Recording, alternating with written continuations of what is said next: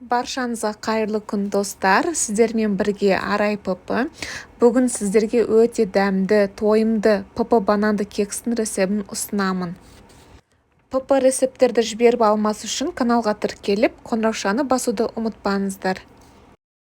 Ең алдымен 2 бананды езіп аламыз. Мен блендерді қолдандым және бананды шанышқымен де езсе де болады.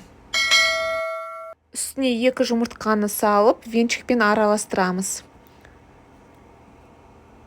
Қант алмастырғыш саламыз. Қоспасаңыз да болады, себебі бананның өзі тәтті болып келеді. Енді ұнтақталған сулы жарманы салып араластырамыз.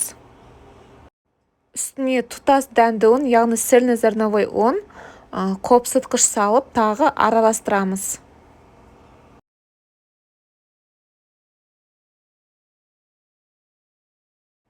Үстіне корица және кептірілген жеміс-жидектерді қостым. Қалауыңыз бойынша қоспасаңыздар да болады. Менде силиконды форма, сондықтан май жақпаймын. Егер сізде басқа форма болса, пергамент қағазын салып, немесе май жағып қойыңыз. Қыздырылған пеште 180 градуста 40-50 минут пісіреміз.